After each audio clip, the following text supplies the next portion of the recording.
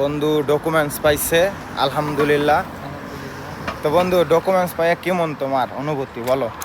বন্ধু আসলে অনুভূতি তো আর এটা মানে বইলে তোর বোঝা যেত না। এটা আসলে মানে একটা ধৈর্যের ফল, কষ্টের একটা অনেক দিনের সাধনা। মনে করো ধরো আল্লাহর রহমতে কোনো জয় ঝামেলা ছাড়াই পাইতাছি, সব কিছু মোটামুটি পাইয়াও গেছি। হ্যাঁ, তবে একটা জিনিস সবার এই উদ্দেশ্যে বলা, যেটা হইলো ইতালিতে বন্ধু যদি কারো ডকুমেন্টে একটা বিন্দু পরিমাণ যে একটা সংখ্যা খালি ভুল হয়, তাইলে গেলে তার লাইফে একটা সাদা বাধা হয়ে যাবে বন্ধু।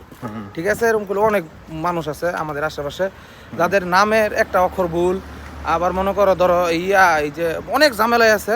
মনে করো বাংলাদেশের জায়গা বাংলাদেশ লেখা আইছে, মানে এলাকার নাম আইছে না, তাদের মনে করো ধরো অনেক ঝামেলা বন্ধু।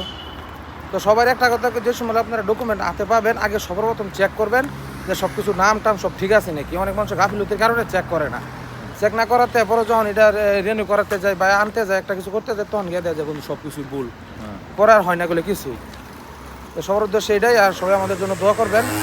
মোটামুটি কাগজ আমরা ইনশাল্লাহ সব কিছু পেয়ে গেছি। সবার জন্য ভালোবাসা রইল। এই পর্যন্তই বন্ধু। যাই হোক, সবাই ভালো থাকবেন। বন্ধুর কথা তো শুনলেনি। ইতালিতে হচ্ছে কোনো ডকুমেন্টসে যদি একটু ভুল হয় তাহলে অনেক ঝামেলা পোহাইতে হয়, বুঝছেন?